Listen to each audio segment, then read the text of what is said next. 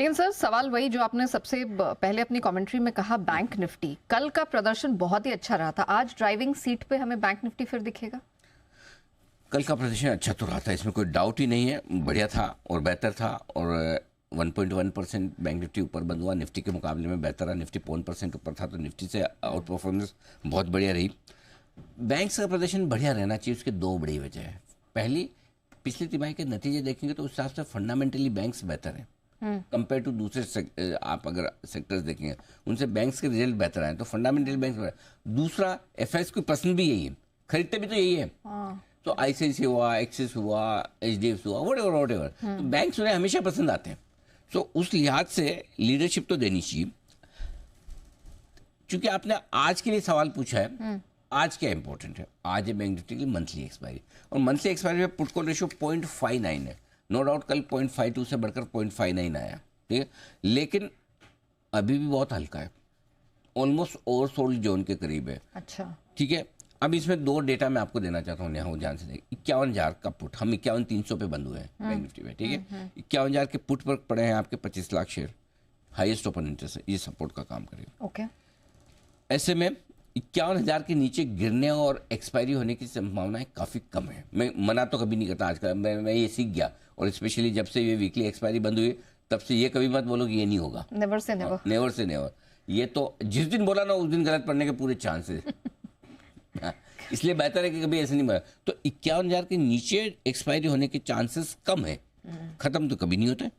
51,500 अब ऊपर आई है, जहाँ 30 लाख शेयर कॉल राइटर्स खड़े हैं, तो 51,500 को भी पार करके एक्सपायरी करने के चांस कम है। तो क्या एक शांत एक्सपायरी मिलेगी?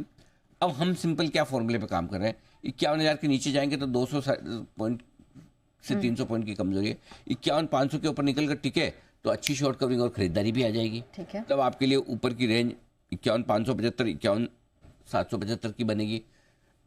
नीचे अगर गड़ गए तो 50,625, 50,775 की रेंज बनेगी। सो ओवरऑल आपको ये दो लेवल पे नजर रखनी है। अभी तक के डेटा, जो कल के डेटा में आज, अब लाइव डेटा क्या बनेंगे वो देखेंगे। बिल्कुल नहीं, 51,000 के नीचे एक्सपायरी देने का मन है, ऊपर में 51,500 के ऊपर भी निकलने का मन। तो दोनों लेवल को अगर कहीं किसी एक तरफ तोड़ के बाहर निकलने की कोशिश बैंक निफ्टी करे, तब हम डिसाइड करेंगे हमें क्या क्या बड़ा करना है। बट हाँ, ये बात सही है कि तेजी की लीडरशिप बैंक से आनी चाहिए। दिक्कत एक ही कि अब तक का ट्रैक रिकॉर्ड पिछले कुछ दिनों का ये है कि बैंक निफ्टी लगातार 2 दिन लीडरशिप में नहीं आता, एक दिन लीडरशिप लेके रुक जाता है, मतलब अब तुम करो यार, मैं थक गया।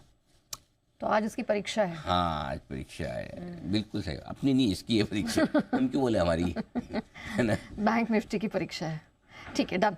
तो सर ये तो हमने समझ लिया कि बैंक निफ्टी को आज क्या करने की जरूरत है। लेकिन आज की स्ट्रैटेजी क्या होगी अदरवाइज? देखो, दोनों तरफ ट्रेडिंग के मौके, अच्छा, लेने का भी देने का भी, ठीक है, ठीक है। सो शुरुआत होने के संकेत है, 5-15 पॉइंट ऊपर नीचे खुले, फिर क्या करेंगे? एक ही चीज, इंतजार। ओके, हाँ ठीक है, हाँ, जो इंतजार करना, वो जिसको आ गया मार्केट में, वो बेस्ट है, वो बढ़िया ट्रेडर बन सकता है ना। मैं बोलता हूँ ना, वो दो तरह के शिकारी होते हैं।